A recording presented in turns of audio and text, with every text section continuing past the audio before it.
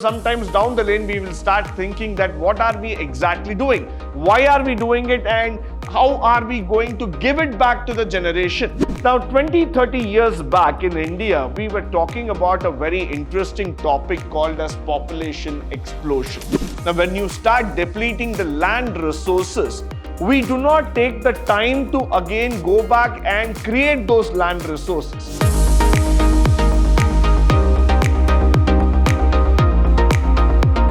Welcome to the first session in Chapter 3, Unit 2, Sustainable Development in B.B.A, where we are going to talk about the optimal use of renewable resources. The essential feature is that this stock is not fixed. That is the biggest challenge. That means it cannot be increased naturally as and when you want.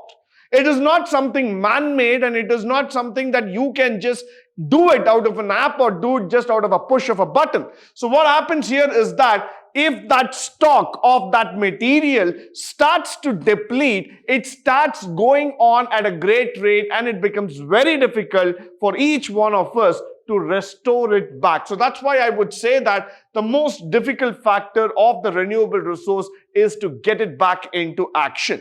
Now, the next thing is that when you look into the examples of this, starting from fishery, forest, marine resources, water, all this point have got a threshold limit. Now, I want to spend a couple of minutes here trying to talk about this threshold limit. Now, we say that for everything in this world, there is a limit, there is a holding pattern, there is a stagnation level that you have to understand. Why? Because if you're going to cross that limit, if you're going to go beyond that limit, then that particular resource will definitely start depleting. So it becomes mandatory for all of us to understand here that we need to somehow hold this stock back. We need to see that there is a judicial use of the stock which is being done so that we are able to generate the best quality resource altogether. Followed by, this is further decided by carrying capacity of the ecosystem in which we exist.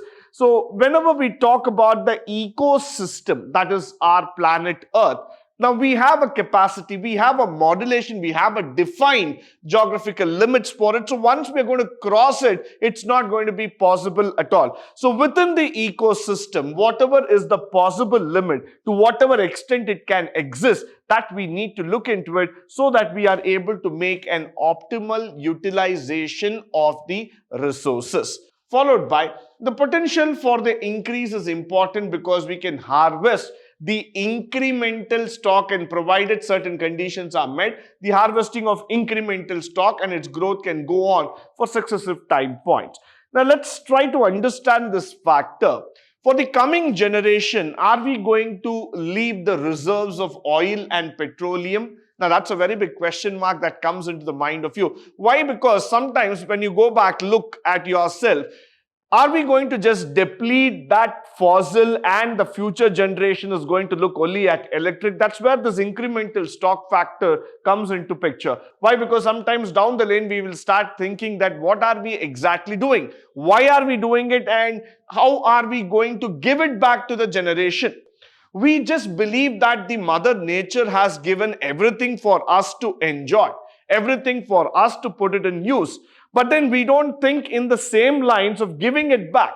So that leads to the depletion of stock at a greater rate rather than the incremental of the same stock value. So at one point of time, what happens is that the ecosystem will get adversely affected, and the future generation would have to face the brunt of depleting the natural resources. So that's why I always say that you cannot carry on the resource for a very long time and then ask the ecosystem to regenerate or come back to its normal form.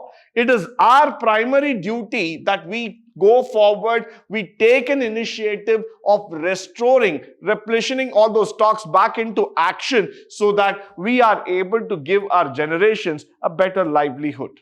Now, the next thing is that in case of biological resources, the size of the resource stock population is determined jointly by biological factors and the human interference, no doubt about it. The size of population in turn determines the availability of resources in future. Now, 20, 30 years back in India, we were talking about a very interesting topic called as population explosion. Now, people said that by 2000, if you don't control the population explosion in India, it's going to be a very big problem. But we did not pay attention to it. Why? Because on one side, we were concerned only about our developmental sectors. We were talking about the IT industry, the services sector, and a whole lot of growth factors that was actually determining India's path to success. Over a period of time, today when we look back in the year 2022 as we are talking, we have a population roughly equal to about 135 crores to 137 crores, which is looking around at us. Now, when we talk about a population of that size of, when I'm talking about a 1.3 billion population altogether, now the question that starts coming into your mind is that, will our country able to continue to take the load of population? Why? Because as the population keeps increasing day by day, the resources will also start getting depleted, and we don't have a way that we can automatically restore it back. So at one point of time, what is happening here is that the usage of resources is also directly proportional to the active population that is available there. So if your population keeps on increasing beyond a given point, the resources will also get depleted within a short period of time. So this is where I would say that over and over again, we are talking about this word called as efficiency. Somewhere down the lane, we have to become more efficient, more stringent in terms of making the utilization of the resources, and also drive back with the best capacity forward so that we are able to get our nature under a balanced mode.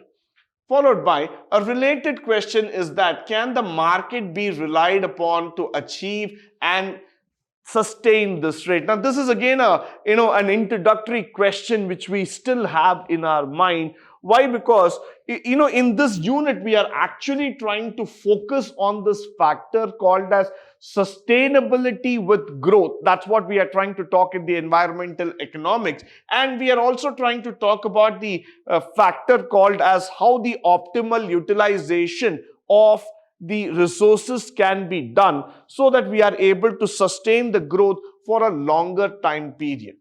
Over a last few years, if you would have been observing, what has become the most challenging factor is that the dependency of human factor on the environmental system. So now what is happening is that when we talk about the human factor on environment, we have largely gone to the extent of destroying the environment and making the maximum use of resources, starting from the forest or from the marine, from the agriculture, from every single sector. What we have tried to do is that because we want to expand, we want to grow, we want to have better occupational space, so we have been making use of the environment. We have been cutting down trees, we have been cutting down on so many natural resources for our existence.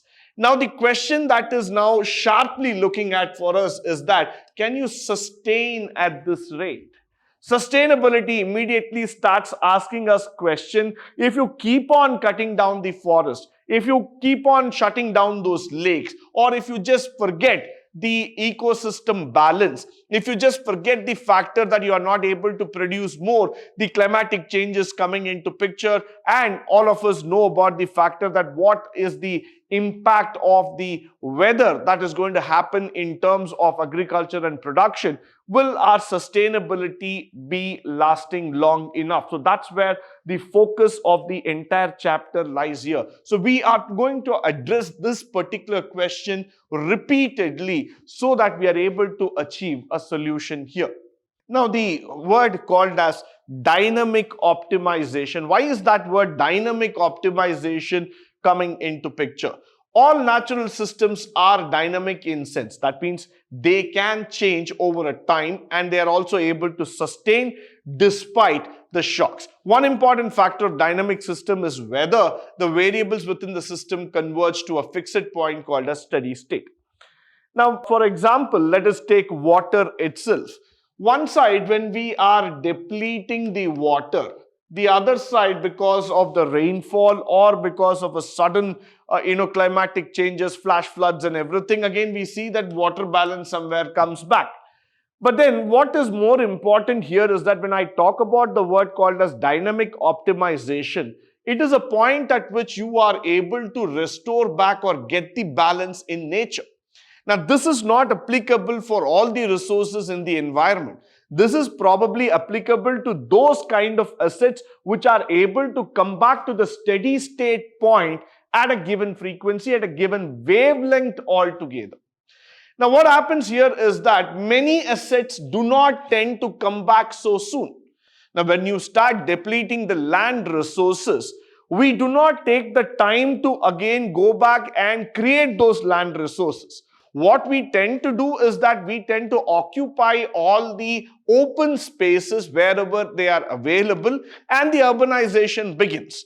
Now, once the urbanization begins, starting from the land, air, water, the environment, forestry, everything starts depleting. Why? Because you go on an expansion mode.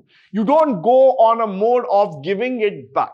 So now what happens? The balance does not come in picture, and slowly the environment gets deteriorated. But when I talk about this dynamic optimization, there are certain resources where we see that the possibility of driving it back to normalcy is possible. Like solar energy, for example, how much ever we consume, it is still available. So we find that solar energy is able to again give us the maximum in spite of higher utilization that is coming up in the modern lifestyle. So at one point of time, if you are able to achieve that steady state, then we don't have to worry. The resources are there for you, and that can take an edge over in terms of growth. Followed by the existence of such steady state mind can reach them on a particular importance of managing the natural resources, which is why I'm trying to talk about this factor called as the fixed point stabilization, where we are very much interested about knowing the initial value of the variable. Now that is very, very important for us. Where does that variable start? What is the value of the variable under which we are talking about? Now, when I talk about this optimal biomass, now this is a very, very important topic for all of us. Discounting has got a very, very important factor in terms of optimal levels of harvest and biomass. The greater the discount rate, the less valuable are the returns in future and the factors in terms of investment. What is this discounting rate? First, let's try to understand. Now, let's say that out of the 100% land, I'm going to just discount off 20%, which means the remaining is only 80% of land. Now, what I'm trying to do is that this 20% I'm discounting. Why? Because of the investment conditions that are coming in there.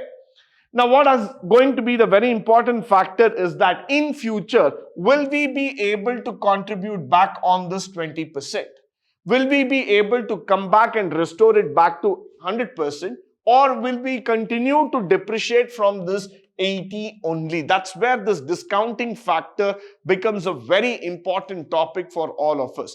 Why? Because the depletion of resources has to be restored. But unfortunately, what happens is that we do not even go back to the previous level. We keep on deteriorating from the present level to a further rock bottom level, which you cannot come back at all. So that's why the discounting phenomena can cause a serious impact on the value. So that's why I always say that this is where you need to start focusing. You need to start rebuilding the entire system. Now, let's go to the economics of forestry. Now, this is a very, very interesting topic altogether. Now, people might ask this question, even inside the forest, is there economics? The answer is yes. Why? Because economics is relevant. Economics is prevalent everywhere across. It's available everywhere. It's just like the oxygen that just floats around you. So you are surrounded by economics at any given point of time. Now, coming back to the forestry fact point of view, forests are the integrated part, no doubt about it, and they are always like, the provider of fuel, foodstuff and building material. It's a very, very important source of environmental and the amenity services. Now, the forest part is something where I would like to start with the unknown circle altogether. Forest is something which is considered to be the most important natural wealth that has been blessed and that has been given to us. But what happens here is that forestry always remains a mystery to most of us. Why? Because we do not know much about it. We do not understand the output of the forest, and we always considered forest as a living area for the wild animals. That's it. So forest becomes a vacation, forest becomes a sightseeing activity, but forest is never understood as a national economic resource altogether. So what happens here is that the forest is still remaining as an unused resource for many years, and all of a sudden, when man decides to expand his living area, automatically he starts cutting down on trees. So whenever you go to a forest, it is still a mystery for us to understand what does those tall tree do's, or what does those big, oak tree, or for example, sandalwood trees or the silver trees, what are their real purpose? Do they just grow and stand there? Or are we going to make some economic resource out of it? Are we going to use it somewhere? We do not know about it. We only believe that forests are just a standstill resource for us, which is being just gifted to us. It's all about the green cover. No doubts about it. Why? Because forest is the primary source of generating rainfall. Forest is the primary source through which you are going to get the resources for all the genetic materials. And forest, of course, is the dwelling house of those beautiful wild animals that have been created by God. So now what we are trying to understand here is that this resource depletion cannot happen at a random stage, at a rapid stage, which will actually shake off the balance in terms of human beings versus the nature. So the forestry has to be protected, has to be taken care. Then only we will be able to get an integrated economics altogether. Followed by the crucial role that is being played, especially in terms of watersheds, the supply that is being given. Moreover, the forests have a great value in providing amenity services, and therefore, once you start seeing the environmental thing, many problems can be fixed once we understand the importance of forest. Now, for example, when we look into the products, from the simple products to that of the complex products that we have been generated, we have the role from the forest. So the critical role they play in sustaining environment and consumption smoothing, that's going to be a very, very important topic for us. Why? Because forest is able to give us that balancing factor. So once you start shaking out, once you start eroding the forest, the balancing act is going to be depleted. Followed by the forest, beside protecting us, it also gives us renewable resources and also exhibits some unique features that we do not know much about it, but then we tend to understand it over a period of time. Now what happens is that for a commercial value, we cut down the trees and those are being sold in the market. However, if not cut like capital assets, as I told you, standing forests provide a stream of non-timber environmental services. So whenever you go through the forest and whenever you have a look at those nice, tall, beautiful trees, you always feel that they are like those standing giants of asset value, which will create a long-term relationship, which will create a long-term value in terms of the economic balance. But what we tend to do is that we tend to look at them as a commercial value set altogether. We just cut down the trees. We believe that each and every tree has got some value in terms of the commercial market. So just cut it out, sell it, and make the money out of it. So that's where we make a mystery of complete depletion of the forest. Now, most of the environmental benefits which are provided by the forest have a positive externalities. You know that in economics, we have the positive and the negative externalities, which we have been speaking for a very long run, which normally cannot be captured by the resource managers, leading to inefficient management. That's what we have always been speaking about. Hence, the present section of forestry aims at covering how economics can be combined with forest ecology to arrive at an efficient management of this. So this is very, very important for all of us to understand the natural resource core matter. And we are also going to talk about another important thing that's called as an economic approach. This is based on the biological criteria criticized on the ground, and it does not take into account any of the economic value. So we are going to typically talk from the biological criteria. I'm not going to attach any monetary value here. Now, the economic efficiency, now this is a new word, of timber management implies choosing the optimal age of harvesting and at the present value, and what can be the maximum value over a period of time. So even timber, wood, has got some value which has to be realized, which has to be understood over a given period of time, and then it has to be taken from that level to the present level altogether. So in future, what we are trying to decide is that the forest as a unit will have a different asset value, different asset classification altogether.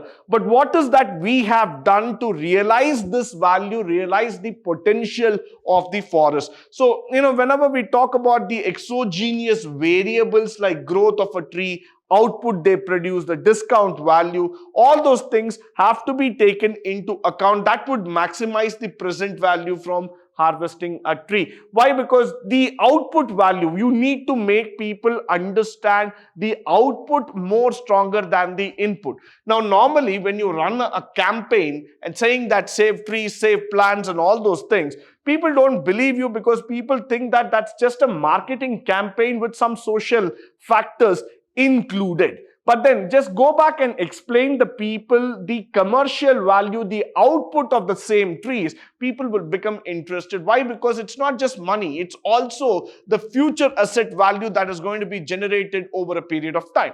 Followed by the investment under uncertainty. Most of the time we know that the important factor under which we are living in economics is the uncertainty, and pretty much after the COVID there's been a lot of uncertainty among people, both in terms of lifestyle and also in terms of the economic factors. Keeping that in mind, much of the early literature on the economics of renewable resources were cast in a decision environment of a perfect certainty. However, both biological parameters and economic parameters are more likely to exhibit the scholastic attitude. They just go ahead and in terms of making you understand how things work, how things are going. So it's very, very dynamic factor under which we are speaking. This is going to be something very, very challenging on a nature basis. So this is going to be something very interesting for us in terms of understanding, in terms of taking it forward. Now, most of the time, whenever we are investing on a resources,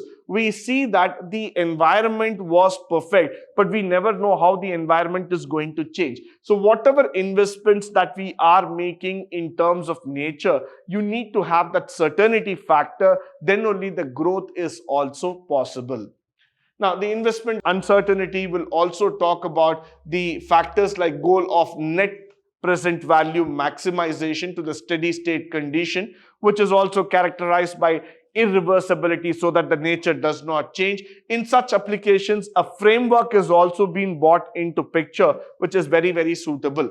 This framework for the natural source valuation and management has generally emerged from the theories of capital investment, just like how people have been investing in the stock market, people have been investing in gold and the metals and commodities. Similarly, people have also started understanding the importance of investing in organic farming, investing in green culture and other factors, because they also see that there's a lot of flexibility in terms of timing. There's also flexibility in terms of growth.